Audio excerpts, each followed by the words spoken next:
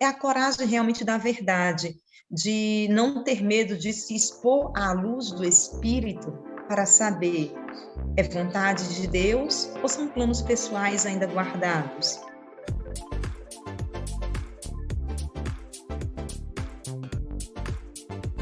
Dia, boa tarde, boa noite, não importa que hora e que lugar você vai assistir esse episódio. Eu sou a Adriana Segovia e esse é o Parábolas, o podcast mais missionário do mundo. Bom, como vocês já sabem, a nossa queridíssima amiga Camila, ela tá passando por tempos difíceis. E você também, eu confio a vida dela a vocês, para que vocês rezem e peçam a Deus por ela. Por isso ela não está hoje conosco, mas, entretanto, trazemos as boas novidades de sempre. Se você não conhece ainda a agência B16 e precisa de um auxílio aí no marketing digital, procurem eles. E também o Labora Store. Se você ainda não conhece, corre lá que tem produtos incríveis e clicando no link aqui embaixo, você se cadastra e ganha R$5. É assim, mágico. Você se cadastra e ganha, incrível, e é isso. Bom, hoje temos uma convidada muitíssimo especial, muitíssimo esperada, muitíssimo indicada, né? Então, ela estava na nossa lista inicial, então aqueles que acharam que a gente não ia chamar Josefa Alves, vocês estavam enganados, ela já estava na nossa lista desde o começo mas além disso, ela foi indicada muitas vezes por vocês e ela mesma falou que queria vir aqui no Parábolas, é disso que a gente gosta. Então, Josefa, seja muito bem-vinda ao Parábolas, é uma alegria te receber. Eu já te conheço, graças a Deus, porque é um tesouro te conhecer, porém o mundo quer te conhecer. Quem é Josefa Alves? Ela faz parte de uma comunidade? Ela é celibatária, não é? Como que é isso? O mundo quer saber, por favor, se apresente. Ai, meu Deus, pela apresentação inicial, já disse muita coisa de mim, uma pessoa que não tem juízo, porque disse que queria participar do Parábolas. E agora está assim, minha Nossa Senhora, o que é que eu estou fazendo aqui? Pois é, essa sou eu, essa que a Adriana falou, Josefa Alves, Comunidade Católica Shalom, sergipana, brasileira, celibatária, filha de Deus. Comecei por trás, né? A última coisa é a primeira, filha de Deus. Comunidade Shalom, Instituto Parresia, eu. E o mais a gente descobre aqui, né? Muito bem, muito bem. Mas olha, Josefa Alves, quase que não sai, gente. Meu problema de dicção sempre. Está aqui mais Sempre uma aparece. vez meu apelo por uma fonoaudióloga. Se você é fonoaudióloga, um dia vai chegar. Eu tenho certeza que esse dia chegará. Mas, enfim. Trava a língua. Exatamente. Mas, Josefa, vamos aqui. A pessoa, ela escreveu de trilogia até estudo bíblico. Cara, é uma pessoa diferenciada. Já dá pra ver só por essa trilha. É incrível como que essa mulher, como que cabe esse tanto de conhecimento assim. Mas, enfim, não sei nem se a gente vai falar sobre isso, mas eu acho que era um bom tema. A cumbuca do seu A gente podia ficar com esse e não pegar na cumbuca. Vamos manter esse daqui. É uma sugestão. Olha, é de Deus, é de Deus. Não! A gente não trabalha na gravação desse podcast assim. Não trabalha. Oh, meu Deus. Vai chegar a hora da cumbuca, né? Não, já chegou. Você tem alguma coisa a mais para falar sobre si? Porque senão pode falar. Mas é só para adiar, porque a cumbuca vai ter. Não vou conseguir eliminá-la. Não vai ter jeito. Então eu não posso passar sem esse cálice que venha. Então tá certo. Vamos aqui para cumbuca, então. Bom, ex é tão amada e sabe que tá dando um frio na barriga, né, Adriana? De verdade. Meu Deus, o que é que tem nesses papéis aí?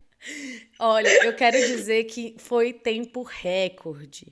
Nós colocamos a cumbuca, 2 horas depois já tinha essa quantidade enorme de perguntas. Eu preenchi uma folha A4 cheia de perguntas. Vocês são incríveis apenas. E a Josefa também, nossa convidada, né, sofreria uma sabatina se fosse por vocês.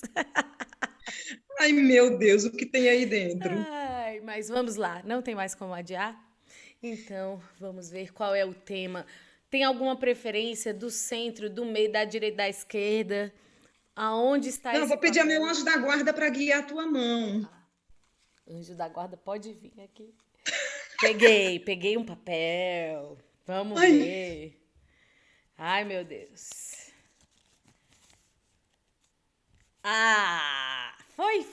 Tinha uns temas muito difíceis aqui que eu tava assim, meu Deus, eu não sei falar sobre isso, como que eu vou perguntar? imagine se eu saberia. Não, tinha uns aqui que qualquer coisa, se faltar pergunta, a gente recorre aqui. Bom, tan, tan, tan, tan.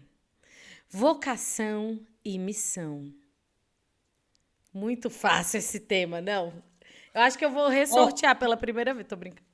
não pode fazer isso. Tem que ser fiel ao Ah. projeto. E eu já quero mandar um grande abraço para quem colocou esse tema. Olha só que coisa linda. Ai, bom, então vamos começar do começo aqui.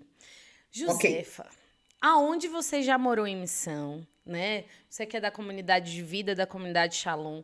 Fala pra gente aí qual foi a sua trajetória missionária, né? E, enfim, depois a gente vai para a parte da vocação. Bem, eu sou sergipana, cresci em Aracaju, entrei na comunidade em 1998, na comunidade de vida, e fui para Eunápolis, no sul da Bahia. Então, passei o meu primeiro ano como postulante em Eunápolis. No ano seguinte, 99, eu morei no discipulado, que na época a gente chamava de noviciado, em Pacajus, no Ceará. No ano 2000, eu saí do noviciado e fui para Fortaleza. Comecei a trabalhar já na assistência de formação. Permaneci ali até 2002, que fui transferida para Lugano, na Suíça. Então, fiquei em Lugano até 2008, e em 2008, quando eu terminei o percurso de filosofia e teologia, fui transferida para Volterra, na Itália, e ali foi algo incrível, porque fui transferida para lá, para uma missão específica, para ensinar, né, ensinar no liceu, ser professora de religião no liceu, mas os caminhos do Senhor, o que ele queria era outra coisa, e ali eu passei 40 dias naquela missão. Então, meu tempo de missão em Volterra foi o tempo do deserto, e 40 dias apenas, e por questões de pegar vistos e tal, não fui transferida, eu vim para o Brasil porque eu tinha que pegar o visto no Brasil. Então, eu vim para Fortaleza em maio de 2008 e estou aqui até hoje. Então, fui para Fortaleza e nesse ano, em 2008, foi quando a comunidade se mudou para a diaconia, que é o local, que é o governo geral da comunidade, que fica em Aquirás, no Ceará, próximo a Fortaleza, uns 30 quilômetros. E eu fiquei na diaconia, então, esperando todo esse processo de visto para retornar para Volterra, para começar a missão lá. E nunca fui, porque o visto nunca foi pedido, nunca foi negado, porque não foi pedido, enfim, caminhos de Deus. Ele só me queria em Volterra por algo específico que depois se concretizou, porque foi lá que eu tive a inspiração para o Techuvá.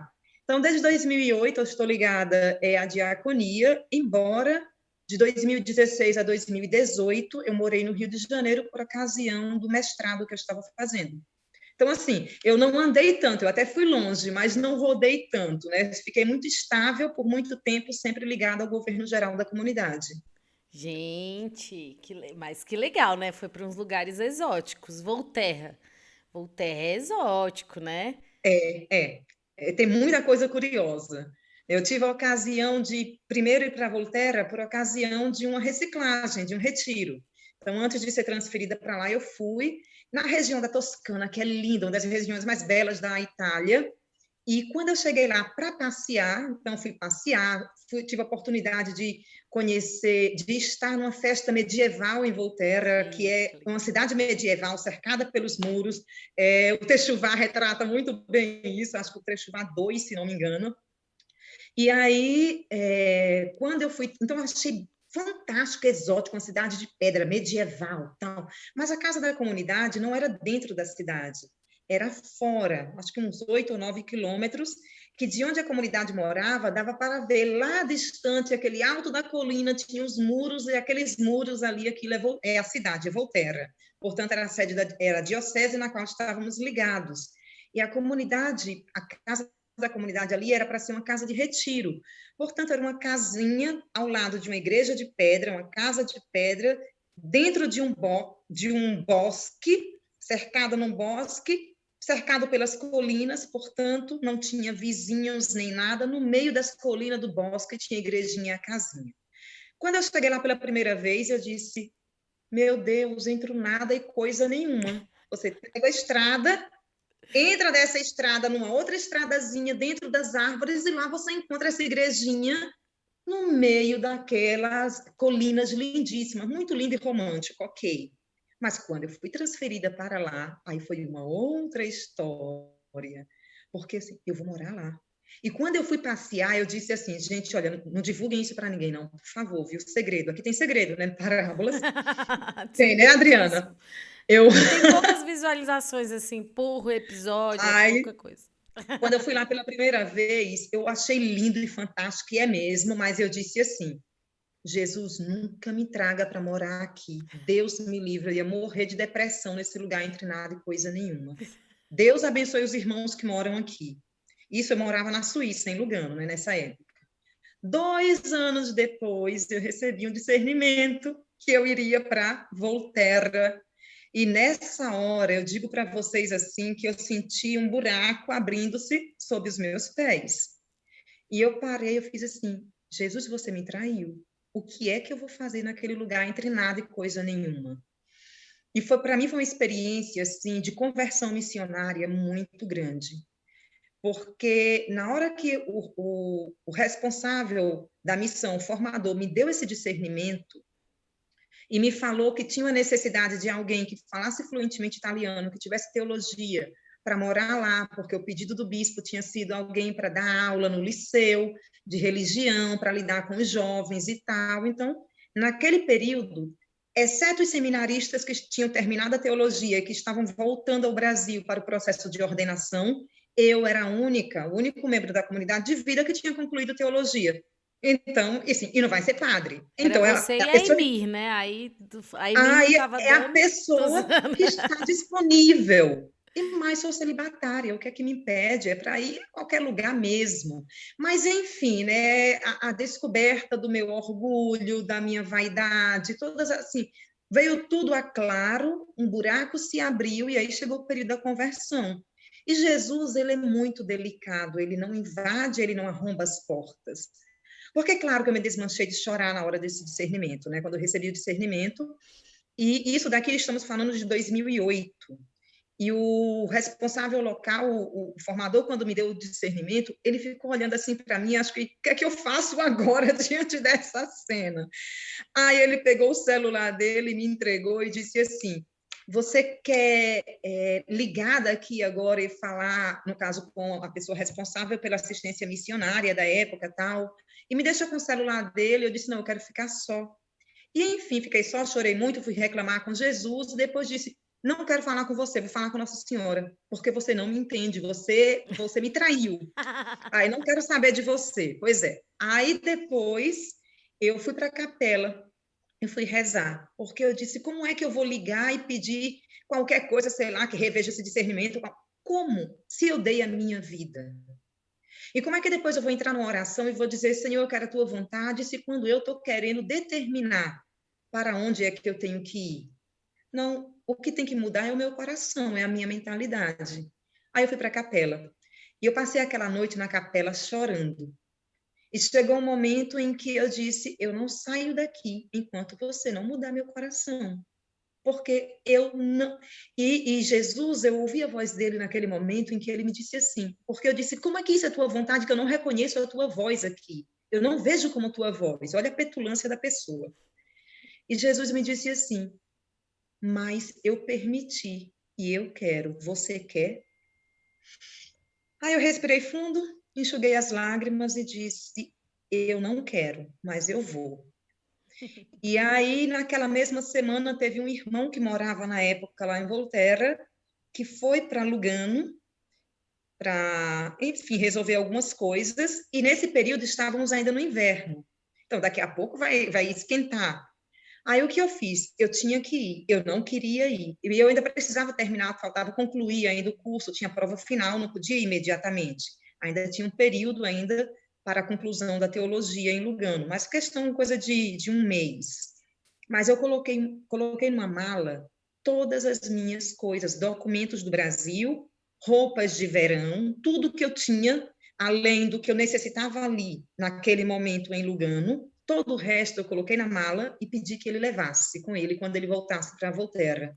Eu disse, eu me obrigo a ir para lá, nem que seja para buscar meus documentos, mas eu piso naquela terra. Eu não, minha carne não quer, mas eu preciso. Então, foi a forma de me obrigar a abraçar a vontade de Deus, que para mim era muito difícil, e então mandei tudo. Enfim, terminei, quando eu terminei a prova, e no dia seguinte, eu parti. Fui embora no dia seguinte. E foi tão engraçado, não sei porque eu estou contando essas coisas aqui tudo para vocês, Não, viu, gente? Mas enfim. pode contar, tô amando. Enfim, quando eu cheguei lá, aí olha só, né? Porque a prova de conversão, ela precisa ir até o fundo, não pode ficar na superficialidade, né? Toda a obra que o Senhor iniciou, tudo que eu fui, enfim, realmente ele foi uma obra de pobreza e de conversão.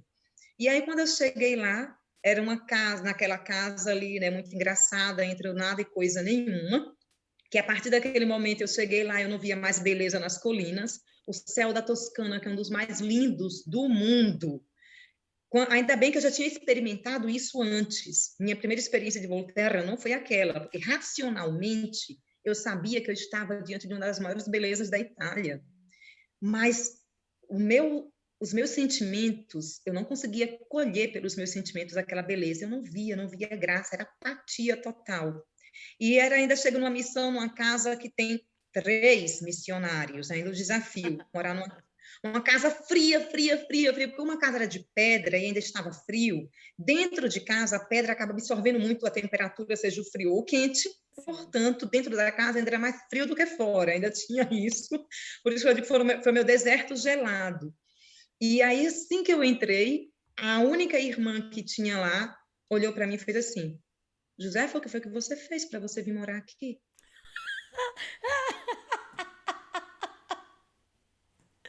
Jesus amado, não acredito, que recepção maravilhosa. A recepção foi essa. Aí um dos irmãos, porque eu cheguei, tinham 2 irmãos e uma irmã. Depois, 15 dias depois, um desses irmãos foi embora, e aí ficamos 3, 2 mulheres e um homem.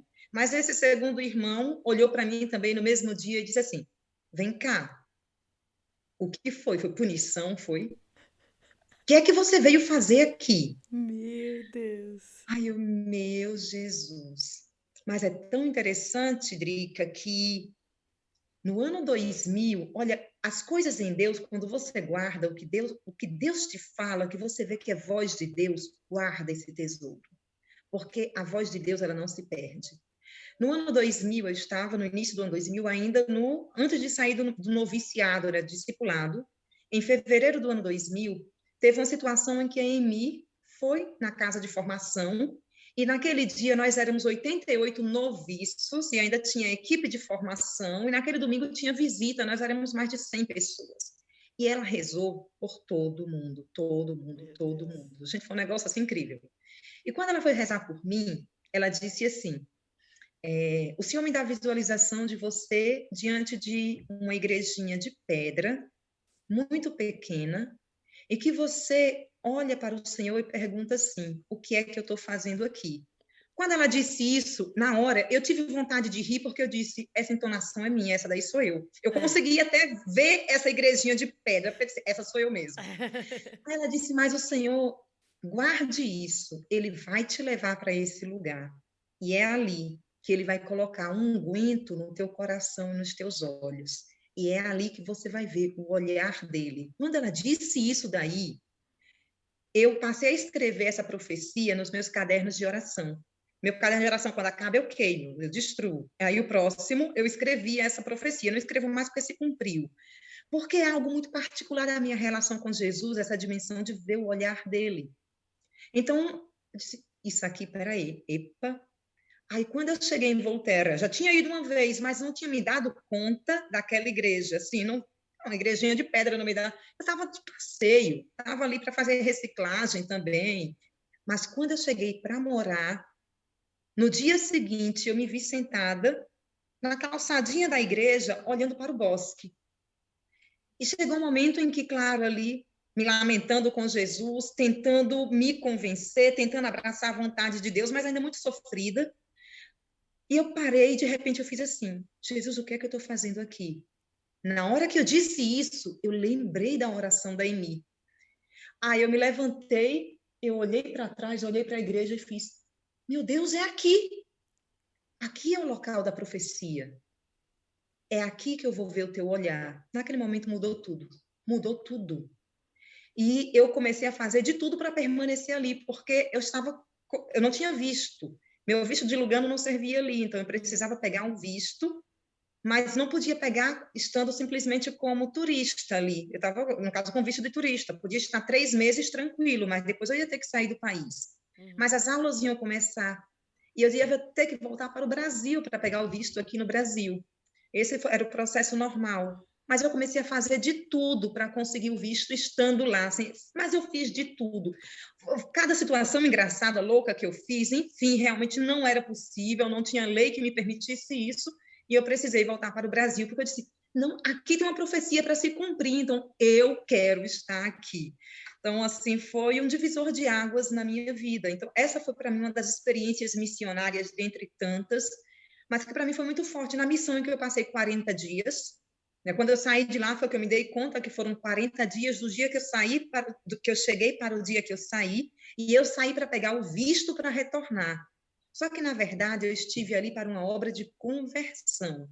Então, eu poderia não contar Volterra dentre as minhas missões, porque o tempo que eu passei ali, eu fiquei trabalhando como secretária do vigário episcopal, que hoje é o bispo, e que teve um dia que ele me levou de volta para casa, ele parou no meio das colinas, parou o carro, ele me deu uma carona do escritório, que era lá em Volterra, e parou no meio da colina, e olhou assim para mim, isso eu estava conversando com ele normal, e eu não falava de jeito nenhum do desafio que era para mim, toda essa obra de acolhimento e conversão, mas ele era um homem de Deus, ele é um homem de Deus. Ele parou e ele olhou para mim assim e fez: Josefa, sabe aquele salmo? Às margens do rio da Babilônia nos sentávamos e chorávamos, e nos salgueiros penduramos nossas harpas e os nossos opressores nos pediam: cantem para nós um canto de Sião. Como cantaremos o canto de Sião em terra estrangeira? Aí eu já estava aqui segurando as lágrimas, né? Ouvindo isso. O que é que ele quer? Onde é que ele quer chegar? Aí ele olhou para mim assim e fez: quem são os teus algozes? Por que que você está nesse exílio? Quem está te exilando? Aí o que aconteceu? Nossa, na frente do bispo, tudo caindo, desmoronando. Nossa Senhora! Aí realmente eu fui entendendo que o Senhor me levou para ali, porque Ele tinha uma grande missão a realizar na minha vida.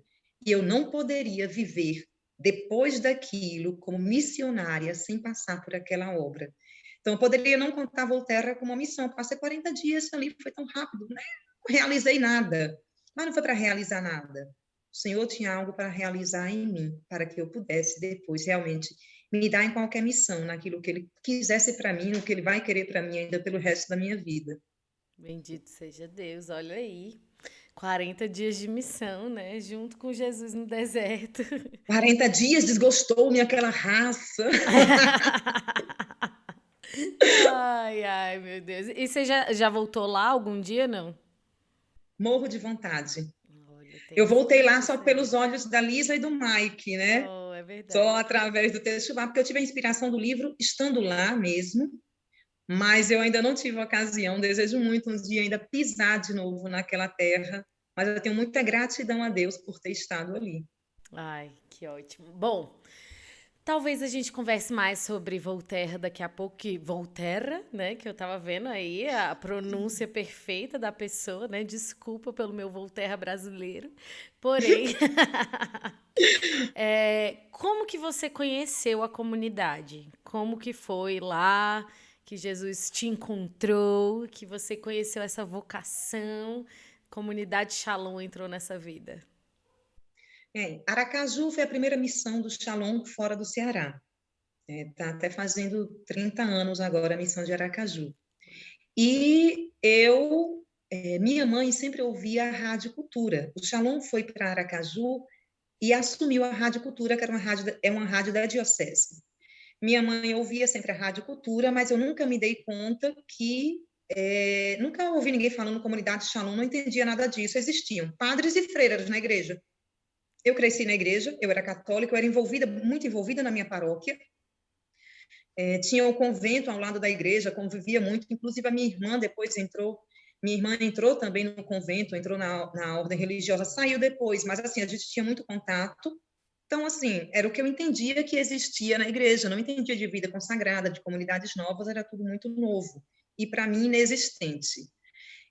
Gostava de ouvir as músicas católicas, tinha algumas que eu ouvia demais. Eu tinha uma fita cassete do Shalom, que eu não sabia nem de quem era, para mim era mais um grupo, fita cassete. Tem gente que está ouvindo isso, não sabe do que é que eu estou falando.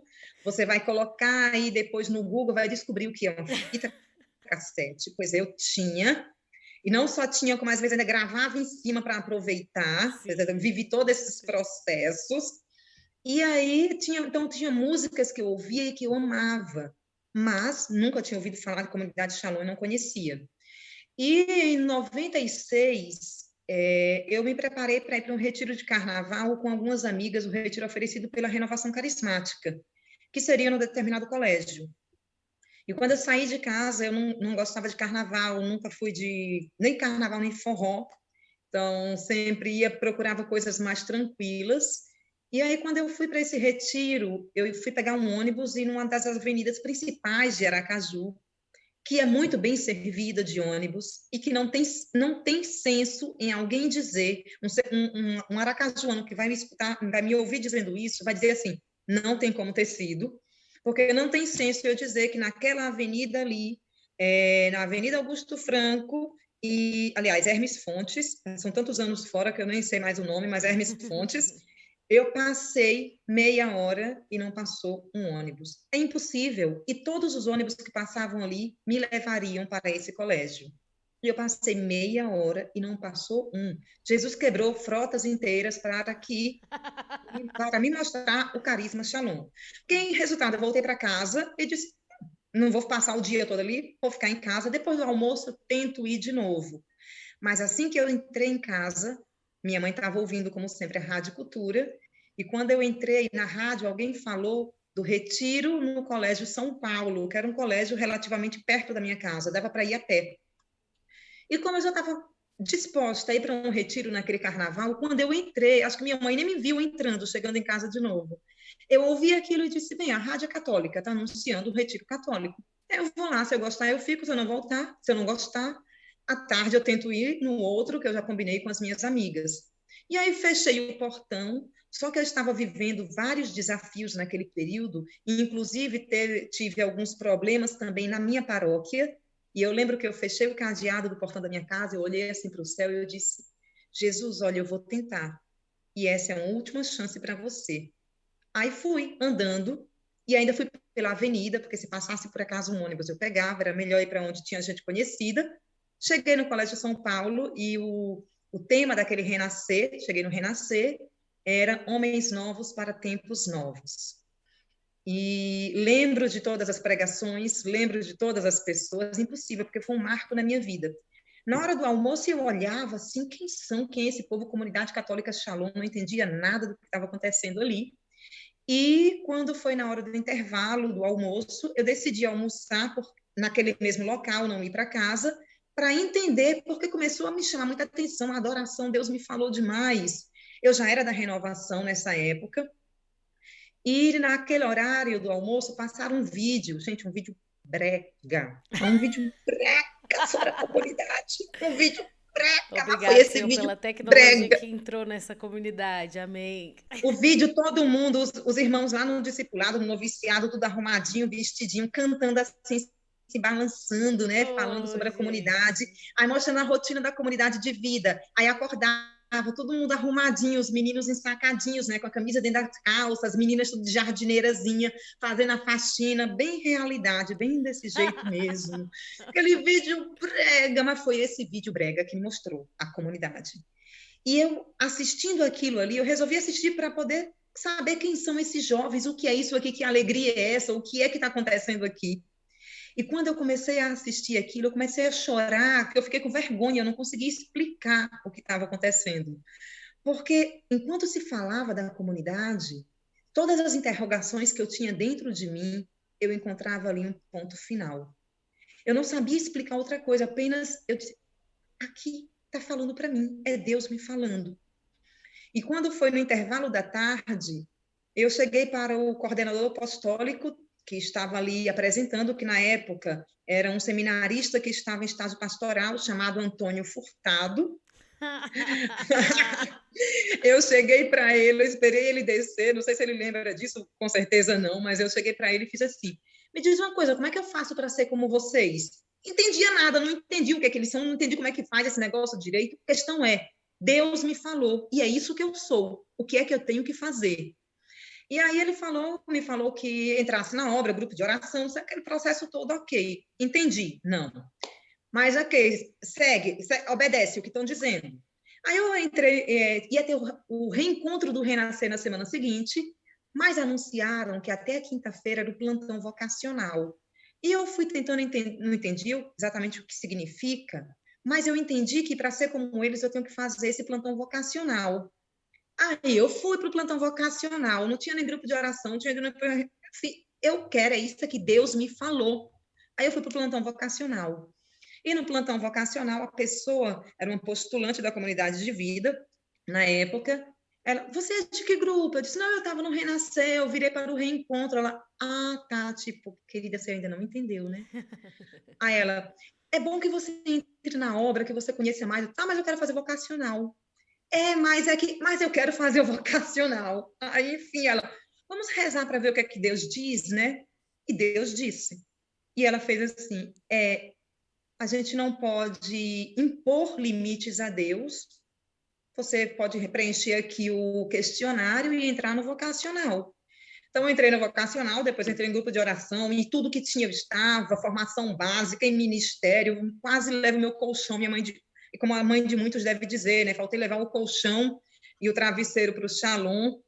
Enfim, comecei meu percurso aí e fui descobrindo sobre a vocação desse jeito. Nossa, que alegria! Agora, Padre Antônio Furtado. Antônio Furtado, ele já tinha bigode ou não tinha bigode? O povo quer saber. Ele não tinha, era o bucho, ele tinha bigode. Corta essa, Adriana, pelo amor de Deus, corta isso, Adriana, pelo amor de Deus, Ai, Deus, como Adriana, eu que... Olha, eu não misericórdia. sabia que eu queria tanto esse momento. Ai, meu Deus do céu! Eu disse que o perigo é que eu sou espontânea. Ai, Mas amei. ele tinha o bigodinho dele, era bem magrinho, e Oh. já enchia a paciência. Teve uma vez o lançamento do projeto Juventude, e aí ele me colocou na decoração, só que naquela semana, pelo meu trabalho, eu não tinha condições de ficar na decoração. E ele veio falar comigo, Antônio, eu não tenho condições, porque no meu trabalho, na escola, tá assim, assim, assim. Tá bom, vou mandar que falem com você, já vou dar o teu nome.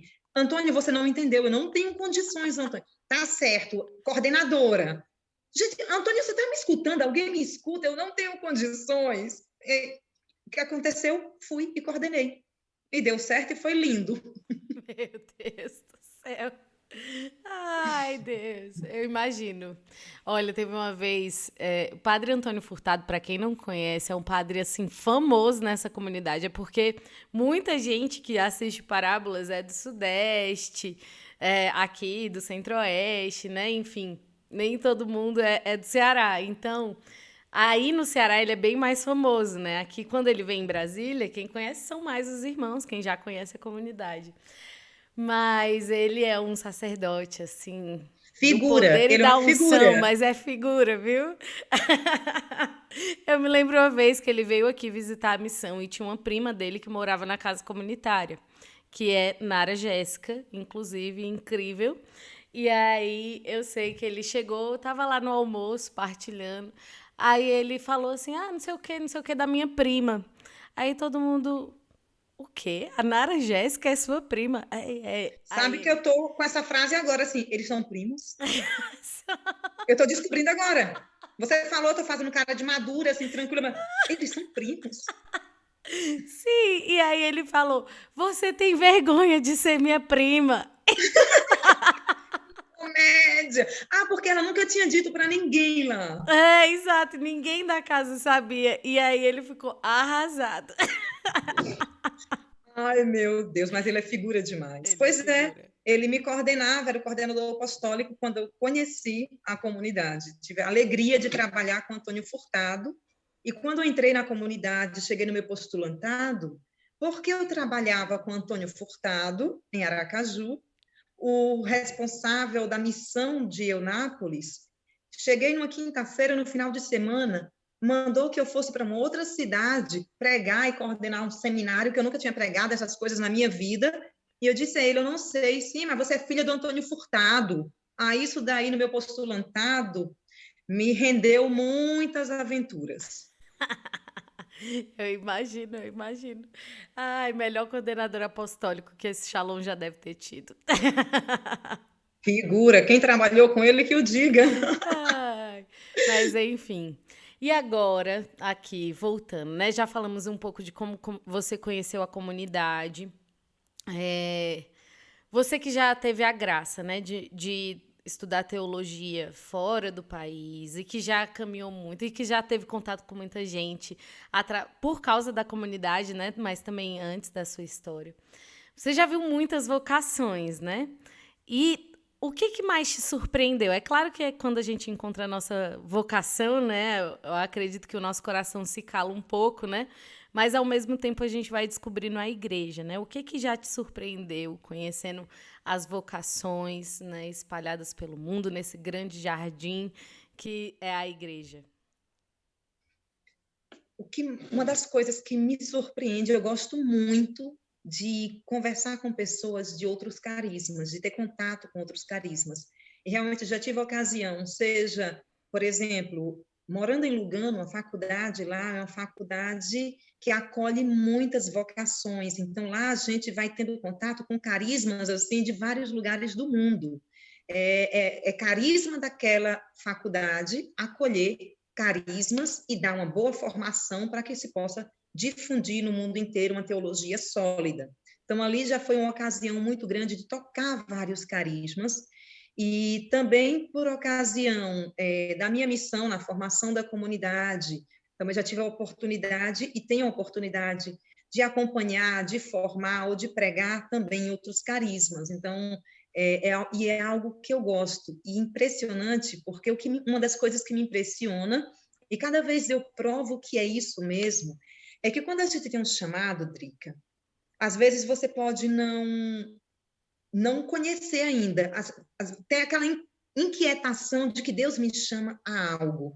E eu vou constatando que todo mundo, os vários carismas, isso é um ponto comum. E de repente Deus ele usa de alguma coisa.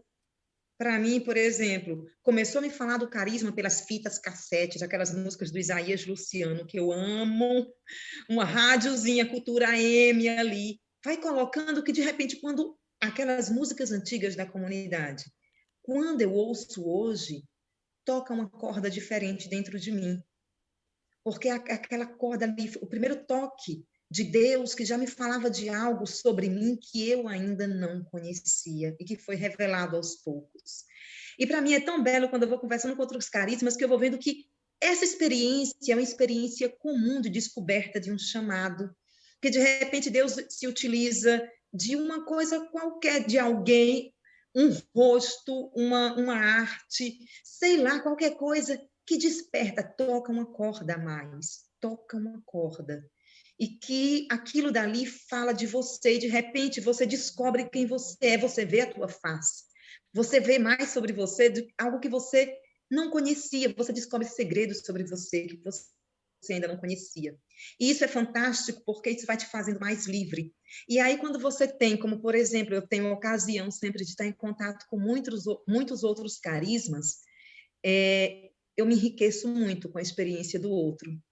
E o me enriquecer com a experiência do outro sempre me faz me enriquecer mais ainda com o meu carisma. Quando você é firmado, quando você tem certa a sua identidade, isso te abre tanto ao diálogo, te abre tanto à alteridade, ao outro, porque o outro passa a não ser mais uma ameaça para você. Também uma das coisas que me surpreende muito é isso, sabe? E vendo a maturidade dos carismas, uma pessoa que tem a maturidade do seu carisma e que tem a liberdade de conversar e se enriquecer com o carisma do outro, com outro carisma, que não vai roubar nada do teu. Não te rouba e não te diminui. E isso daqui, essa troca de dons e de experiência, isso nos enriquece tanto, eu vou sendo mais Shalom e vou descobrindo mais sobre o Shalom em contato também com outros carismas. E pasmem, muitas vezes também até em contatos com pessoas de outras religiões, que em muitas ocasiões eu tenho tido e ainda hoje tenho contato, a oportunidade de ter contato, isso sempre me enriquece muito e eu gosto. Eu sou uma pessoa, eu falo muito, já deve perceber, quem não me conhece já está notando aqui, mas eu gosto do diálogo, eu gosto de conhecer o outro, porque ao longo da minha vida, fui sempre experimentando que realmente não tem como crescer e se enriquecer até mesmo do que é teu sem o contato com o outro. É verdade demais, né? Enfim, né? Quando a gente começou a nossa conversa hoje, antes de gravar o episódio, que você já estava falando, porque eu conversei com não sei quem, que é de não sei da onde, que é da... Por isso que eu perguntei, assim, né? Acredito que a comunidade, né, o carisma abriu muitas portas, assim, e aí, particularmente, né, pessoalmente, para eu conhecer outras vocações, né? Antes mesmo de eu conhecer a comunidade, eu já conheci algumas por essa inquietação, né? Eu não sei o que é, mas Deus quer alguma coisa, né? Então, de ficar buscando. E a gente vai descobrindo um tesouro dentro do tesouro, né? Parece a Igreja Católica como um grande tesouro e que ela guarda em si muitos outros tesouros, né? Sim. Mas queria te fazer, assim, uma pergunta que... O tema é vocação e missão, né? Mas eu acredito que algo que a gente nunca tocou aqui no Parábolas é sobre missão pessoal, né? Eu vejo... Eu acho que... Bom, eu sou uma pessoa que está vendo de fora, né? Mas... Parece que você tem bem definido assim a sua missão pessoal, né? E coloca os seus dons e empenha a sua evangelização dentro de uma missão pessoal que Deus te chamou, né? Então, fala um pouco pra gente sobre missão pessoal e sobre esse chamado particular na sua vida. Eu até agradeço a pergunta, porque às vezes ela sempre vem, essa pergunta sempre de uma forma ou de outra, ela já chegou de várias vezes a mim. E é tão importante a gente entender isso, porque vai te dando uma liberdade tão grande. Eu sou comunidade Shalom, comunidade católica Shalom, sou comunidade de vida, e o carisma e a missão da comunidade é a minha missão.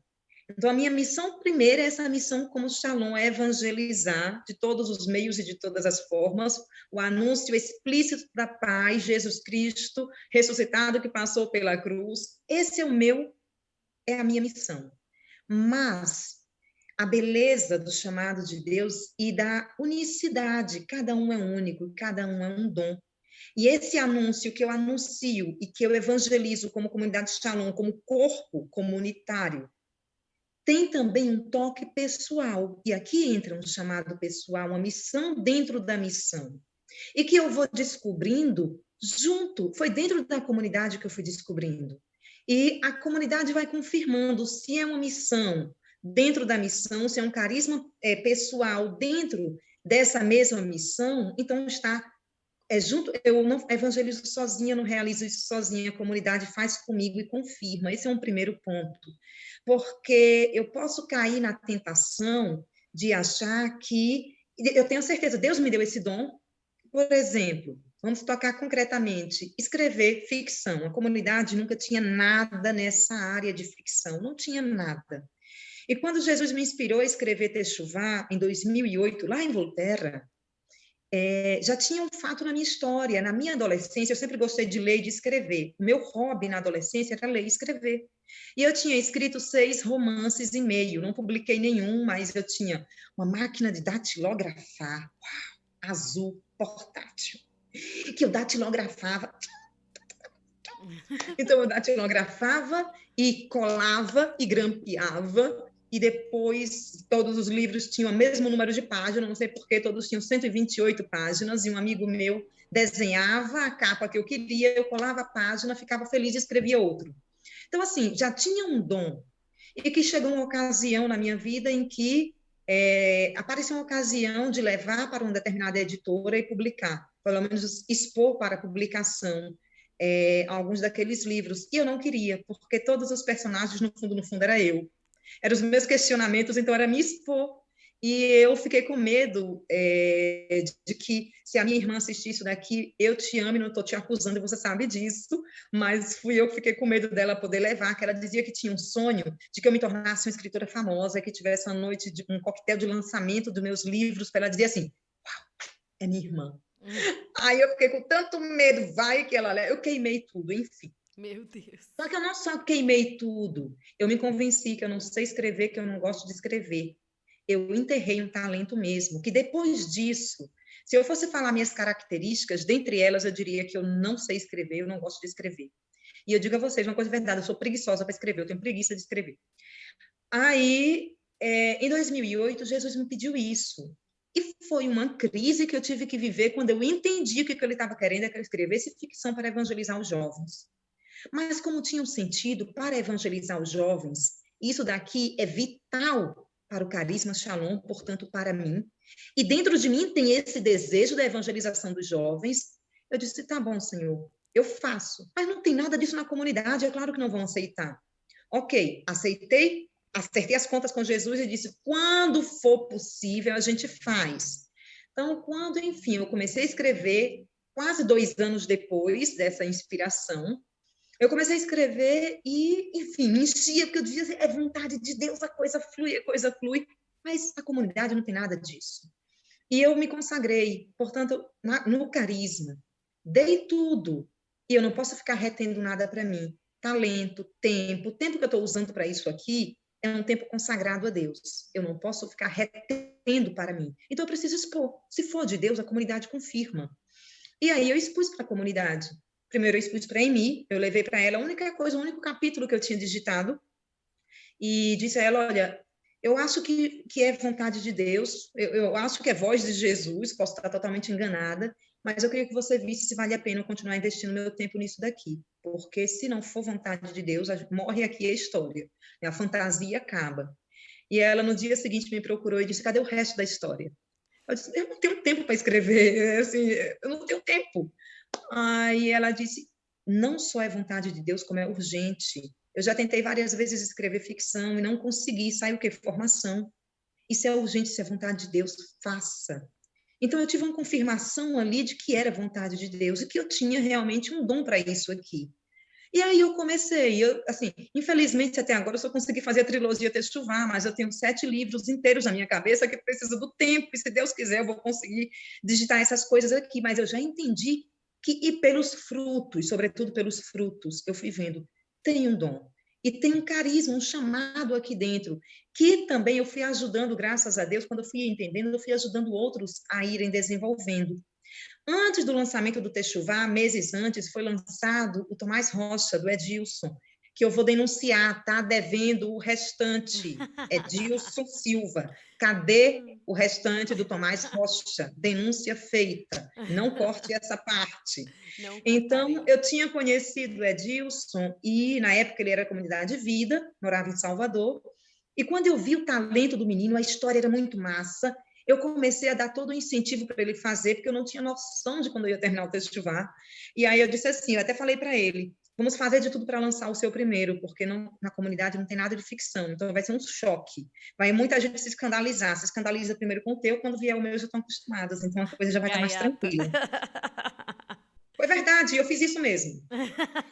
E, e também eu entendo que na comunidade, uma outra missão minha passa pelos estudos, pela teologia. Isso a comunidade foi me ensinando, foi me fazendo descobrir. Eu já gostava de ler. Quando eu entrei na comunidade, eu já tinha lido todos os documentos do Vaticano II, eu já tinha lido a Bíblia toda. Mas é porque eu gostava de ler, não significa que eu tinha entendido o que eu tinha lido. Mas ali, assim, tem um sinal de Deus ali. E a comunidade foi me ensinando, me formando e confirmando. Então, esse meu percurso dentro da comunidade é em vista de uma missão comum, mas que eu até, todas as coisas que eu posto, geralmente eu coloco hashtag estudar também é missão, porque eu não estou estudando buscando títulos, eu não estou estudando, porque Josefa é inteligente, nem sou esforçada, na verdade, sofro que só para escrever qualquer coisa, mas tem uma missão com uma leitura, a leitura que eu faço como latino-americana, como mulher, como celibatária e como shalom, a leitura teológica que eu faço, eu sei que é uma contribuição também para a teologia, para a comunidade, para a igreja. E eu assumo mesmo isso como missão, não, por isso eu não tenho problemas e medo de falar. Antes de começar o doutorado, quando eu tinha terminado o mestrado, eu dizia assim, eu desejo fazer o doutorado. Se a comunidade confirmar, faço. Se a comunidade não confirmar, a minha vida não depende disso. Mas eu desejo, porque eu tinha consciência de que minha missão na comunidade também passa por isso, e a comunidade vai confirmando. E a gente vai vivendo os desafios dentro dessa missão, que são muitos, mas com consciência de que vale a pena, porque tem um sentido e tem uma missão. Então, uma coisa que deve andar muito junto, primeiro, é a obediência. Porque se é realmente uma missão, então a missão ela nunca é pessoal. Não existe uma missão assim, pessoal no sentido para mim. A missão não é para mim, a missão é sempre em vista de um povo, é em vista de. Então, se é em vista desse, não é em vista de mim, então eu não preciso ter medo de expor, de colocar ali diante daqueles que têm autoridade sobre mim, que têm uma responsabilidade também e um dom espiritual sobre mim, para me ajudar a discernir. Então, a obediência caminha junto, porque eu posso, na verdade, estar chamando de missão pessoal projetos pessoais, que é outra coisa. Querendo aquilo que, teoricamente, eu já teria dado a Deus, e que, na verdade, eu estou querendo tomar de volta e realizar os meus sonhos do passado. Ou então, novos sonhos com as coisas que eu vou aprendendo. Gente, tudo que eu sei, eu aprendi na comunidade. O que eu era, tem o padre Silvio Scopel, acho engraçado, de vez em quando ele e tantos outros dizem assim, eu vi, Josefa, vi quando você chegou puxando a cachorrinha, eu bolo de rir com essa história, ou seja, pobre de maré desci, e continuo, graças a Deus, sendo arrastada. Então, assim, eu fui formada dentro da comunidade, a comunidade me deu tanto, e eu vejo literalmente a minha vida um divisor de águas, o que eu era e o que eu sou. E eu tenho uma dívida de gratidão eterna, mas eu não estou dentro da comunidade, não permaneço porque eu tenho uma dívida para pagar, não, porque é o que eu sou. E a descoberta de quem eu sou vai me dando liberdade de cada vez mais viver plenamente tudo aquilo que Deus vai me mostrando que Ele quer de mim. Então, eu coloco a serviço, mas é preciso ter realmente uma coragem muito grande da verdade, de isso aqui é uma missão e um chamado de Deus para desenvolver uma missão, ou são projetos pessoais que eu quero desenvolver e agora a comunidade precisa abraçar e se não assume, então aqui não é mais meu lugar, porque o centro da minha vida, isso aqui, se torna um ídolo. Então, essa é a diferença entre uma missão pessoal e um projeto pessoal, um projeto nesse sentido que é meu, um ídolo que eu tenho e que eu quero a todo custo que abraça, senão todo o resto deixa de fazer sentido. É uma linha muito tênue que separa os dois e que a forma como eu vou poder saber o que é e o que não é vai estar realmente no meu diálogo com Deus. É a verdade, a coragem da verdade. E a verdade significa abertura diante de Deus, que faz com que eu não me esconda diante dos outros. Não sei se respondi.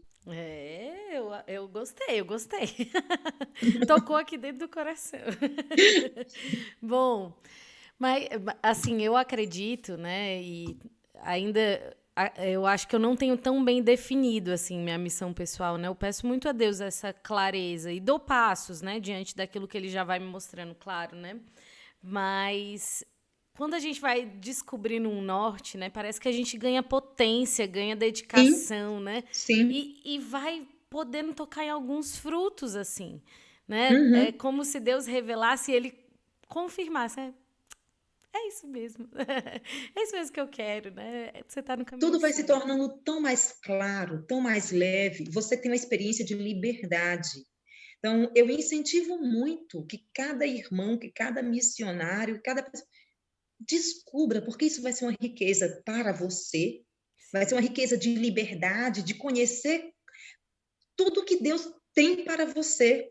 Eu lembro que quando eu estava no noviciado, uma das irmãs que era da equipe de formação, na época, eu lembro de um dia eu sentada conversando com ela, eu disse assim, Cecília, eu tenho a impressão de que Deus me deu muito, mas eu ainda não sei o quê. Mas eu tenho a impressão de que dentro de mim tem muita coisa. E eu quero descobrir tudo, porque eu quero viver tudo isso. Eu sempre tive essa sensação de que Deus me deu muitos tesouros, me deu muitos dons. E eu vejo que uma característica minha é sempre estar aprendendo. Onde eu posso estar aprendendo uma coisa, eu estou aprendendo, mas também é um risco de estar aprendendo tanta coisa e não aprender nada no fim das contas, só fazer besteira. Mas é porque eu quero descobrir tudo que Deus tem para mim. Então eu quero viver tudo, eu quero dar tudo para dar todas as ocasiões dele realizar toda a obra que ele quer realizar através de mim. Então eu incentivo muito que não tenha medo de descobrir qual é a sua missão pessoal, porque só vai te enriquecer, te dar liberdade e vai enriquecer a comunidade, vai enriquecer a igreja, que vai somando e que vai junto. E falando da minha experiência como comunidade Shalom, a comunidade, aí não existe a comunidade, esse ente assim abstrato, não tem para poder tolher, limitar o dom de Deus. Quando reconhece que é um dom de Deus, ela quer esses frutos, ela quer esses frutos. Então, é a coragem realmente da verdade, de não ter medo de se expor à luz do Espírito para saber, é vontade de Deus ou são planos pessoais ainda guardados? E até isso é importante, porque se eu descubro que são planos pessoais ainda guardados, que eu estou querendo agora desenvolver e transformá-los em meus, portanto, se transforma um ídolo na minha vida, então, essa descoberta também é um grande dom para um processo de conversão. E ali eu vou dar também grandes saltos. Então, até isso daí é dom. É, rapaz. Então, aqui o incentivo. Se você ainda não sabe qual é a sua missão pessoal, reze com isso, né? Reze, enriqueça a igreja com seus dons. Não esconda os seus dons, né? Ah, por muitas vezes, e aí tocando na vida de alguns amigos, de pessoas que eu pude acompanhar na comunidade, né?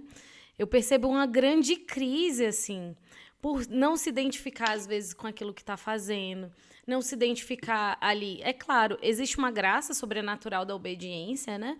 Mas existe também o se colocar diante da comunidade, né? E aí, independente da sua paróquia, da onde você estiver, se colocar com seus dons e falar: olha, eu tenho isso. Eu não sei se vocês querem usar ou não, mas eu tenho isso aqui para ofertar.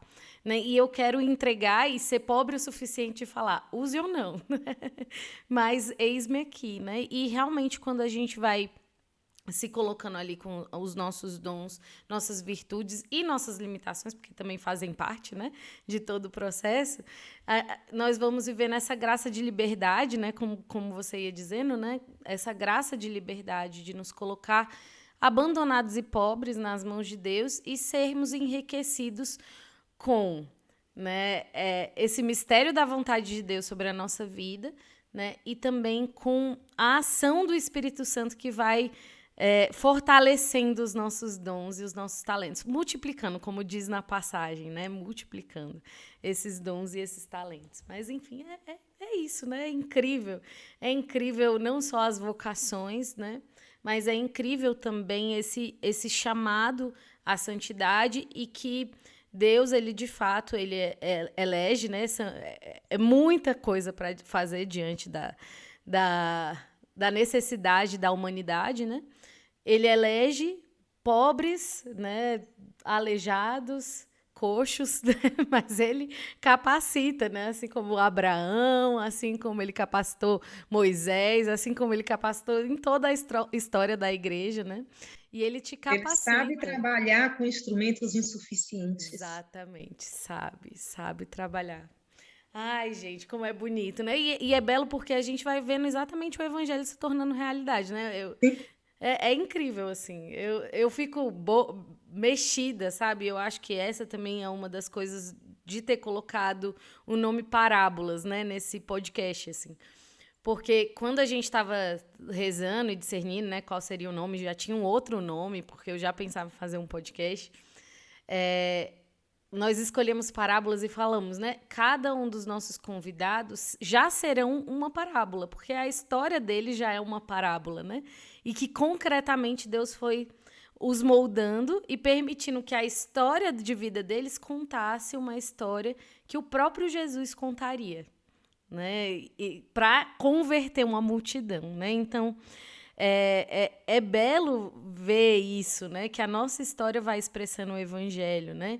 E vai se tornando essa promessa, né? Deus que faz uma promessa, ele coloca no seu coração uma missão pessoal, ele vai depositar no seu coração e aí um dia, né, você vai encontrar esse tesouro e poder glorificar a Deus através disso, né? Deus. Belo. É isso. É muito belo. Verdade, verdade, é muito belo. Ai, mas chegamos aqui em um momento, Josefa, eu sei que você estava esperando esse momento. É o momento da parábola. Qual é a parábola desse episódio? Vamos ver se a escritora ela vai criar aqui um Ai, meu enredo Deus. do zero Criatividade, envolvente. criatividade, criatividade. Vinde Espírito Santo. É com você.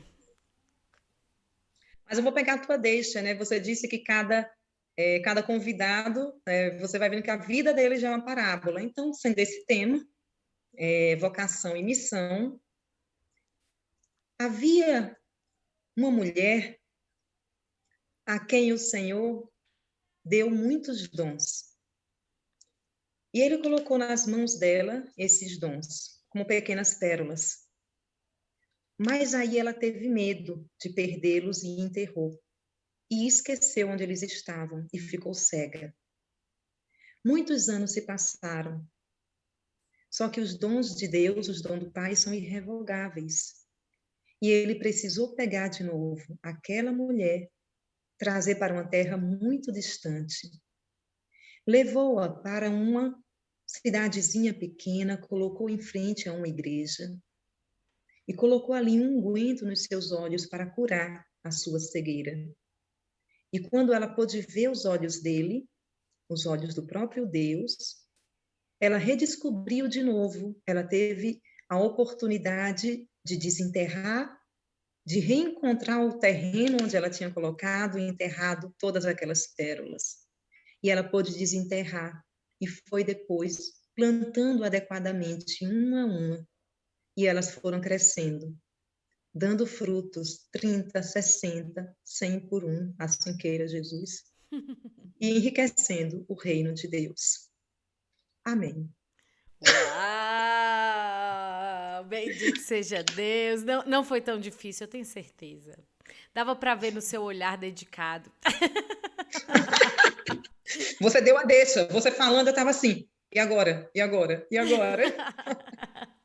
Ai, que bom, bendito seja Mas eu Deus. gostei dessa experiência e ver que realmente é isso.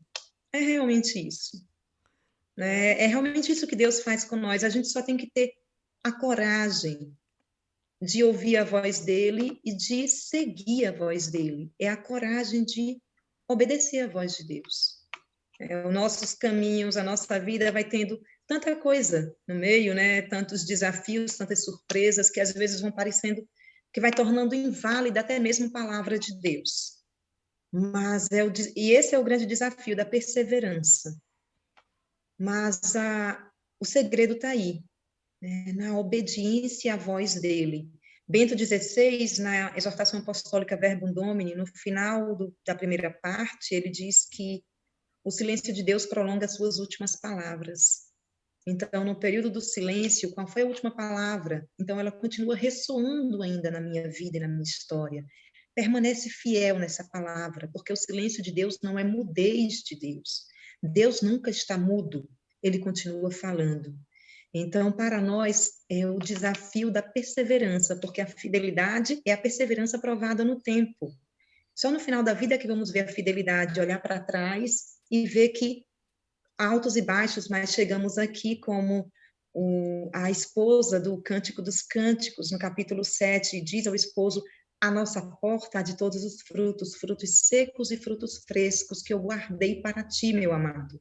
Os frutos frescos são os frutos dessa estação, mas os frutos secos são da estação passada, é do inverno duro que eu sofri, mas que eu guardei aqueles frutos para que quando ele chegasse, no próximo verão ou na primavera, eu tenho aqui os melhores frutos, eu guardei para ele, ou seja, a perseverança provada no tempo. A nós cabe isso, a obediência à voz de Deus. Meu Deus. Nossa, gostei dessa palavra aí de... Nossa Senhora, mexeu aqui dentro. B16 sábio. Ai, meu Deus. Quase que rolou uma lagriminha aqui escorrendo. Eu creio, Senhor. Ai, mas E no fim bendito das seja contas, Deus. nós descobriremos depois, Adriana, que tudo era tão bem mais simples. É verdade. Nós descobriremos que tudo era tão mais simples. Então, podemos começar a aprender e a tentar aqui já, a descomplicar. Porque é tudo tão bem mais simples. É só a coragem de amar, e amar é simples. E o que atrapalha é o orgulho que nos faz duros. O que atrapalha é a vaidade. Mas tudo é tão bem mais simples. Não é por acaso que Jesus diz que precisa ter o coração de criança para entrar no reino dos céus. Não é por acaso, é porque tudo é bem mais simples. Então, precisamos pedir essa graça. A obediência. Terezinha foi esperta. A pequena Via é grande esperteza dessa santa. É tudo bem mais simples, é fazer-se pequeno, é confiar no Pai. Ai, Senhor. Saindo daqui no rezar. Mas, enfim. Muito obrigada. Não, mentira. Antes de agradecer, temos momentos fortes ainda pela frente, porque Hã? parábolas é praticamente o Hallelujah, que é essa festa que nunca se acaba, o podcast Ah, que meu nunca se Jesus. acaba. Estava relaxando os ombros. Por favor, Josefa, conduza uma oração, pedindo que, de fato, tudo aquilo que nós conversamos aqui possa alcançar a vida das pessoas que vão nos escutar. Ah, tá bom. Ufa. Vou terminar com oração, ok. E eu, então, peço permissão, né, quem já vem da comunidade, por exemplo, até mesmo às vezes em alguma formação, alguma live, é uma oração que me acompanha e que eu sempre, se tenho que concluir alguma coisa, eu concluo com essa oração, porque é uma oração que me fala muito. Então, peço permissão para dar voz a uma oração que, na verdade, eu compus de um texto de Santo Agostinho. Já procuraram essa oração em texto de Santo Agostinho? José, você disse que é de Santo Agostinho, não é? Mas na verdade é um comentário de Santo Agostinho, é o Evangelho, todas as palavras são dele, eu só organizei como oração porque me levou a rezar e desde então eu divulgo. Então peço permissão para terminar realmente com essa oração. Permissão dada. Em nome do Pai, do Filho, do Espírito Santo. Amém. Respira em nós, Espírito Santo, para que pensemos o que é santo. Move-nos, ó Espírito Santo, para que façamos o que é santo. Atrai-nos, ó Espírito Santo, para que amemos o que é santo. Protegei-nos, ó Espírito Santo, para que nunca percamos o que é santo. Guarda-nos, ó Espírito Santo, para que defendamos o que é santo. E eu clamo a Ti, ó Senhor, que cada uma das pessoas que vai poder ouvir e acompanhar este podcast, essa parábola, tenha também a graça, receba a graça de perder o medo de ouvir a tua voz e de com todas as suas forças defender o que é santo, a tua voz, a tua vontade, o teu dom. Isso eu te peço pela intercessão da Virgem Maria, e que, como nas bodas de Caná, ela possa entrar no lugar mais profundo, na adega onde estão os nossos melhores vinhos, e descobrir e perceber se faltam vinhos, e qual o vinho que falta para apresentar essa necessidade nossa ao seu filho, se falta o vinho da confiança, o vinho da oração, o vinho da alegria, o vinho do sentido, o vinho da esperança. Intercede por nós, ó Mãe, apresenta as nossas talhas, as nossas águas, ainda que pouca ou suja, para que o teu filho transforme em vinho abundante, em vinho melhor. Glória ao Pai, ao Filho e ao Espírito Santo, como era no princípio, agora e sempre. Amém. Em nome do Pai, do Filho e do Espírito Santo. Amém. Amém. Bendito seja Deus. Bom, antes dos agradecimentos, ainda temos mais 2 pontos. Então, Josefa, este é o momento que eu estou esperando muito aqui. Indique um livro para nós. Pode ser de receita, pode ser qualquer coisa, o que você quiser. Meu Deus do céu, tem uma biblioteca na minha cabeça para eu indicar, eu tenho que escolher um, isso é muito difícil. É a pergunta mais difícil que está sendo feita aqui, Drica, pelo amor de Deus, é a pergunta mais difícil. Drica, essa é a pergunta mais difícil. Cri, eu não posso trair ninguém, estão muitos livros. Não posso trair ninguém. Um livro, o Evangelho segundo João. Meu Deus. Evangelho segundo João. Evangelho segundo João. Já indicaram a Bíblia, mas o Evangelho segundo João foi a primeira vez. Tem alguma tradução favorita? Jerusalém. Então tá bom. O Evangelho segundo João, Jerusalém, a Bíblia é Jerusalém. Se puder ler em grego, melhor, mas se não, pega pela tradução da Jerusalém. Um pouco difícil. Não sei qual vai ser a porcentagem. Se você fala grego e vai ler em grego, coloque aqui nos comentários, porque eu quero te convencer. Ou quer dizer, te convencer não, te conhecer. Ai, mas vamos lá então. Última pergunta. Quem você quer escutar no Parábolas? Padre João Wilkes e Emir Nogueira. Meu Deus. Emir Nogueira, você sabe que ela é a mais pedida, ela já é a mais sonhada, mas... Já foi pedida por mim também. No início eu também escrevi Emir Nogueira. Exatamente. Você pode ajudar a construir essa ponte? Posso.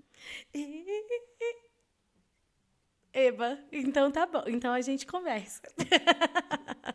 E Padre João Wilkes, eu não me lembro se ele já foi indicado, mas, enfim... Com certeza. Estou feliz, já estou feliz. Outro nome, se não foi indicado, Pedro Júnior. Traz o Pedro Júnior para o Parábolas. Pedro Júnior, não conheço. Quem é? Precisa. Você precisa do Pedro Júnior. Parábolas, precisa do Pedro Júnior. E quando tiver, pergunta a ele, independente da cumbuca, pergunta a ele, peça a ele o testemunho do nascimento dos filhos dele, por favor. O mundo precisa ouvir isso. Tá bom, combinado. Anotado aqui no meu coração.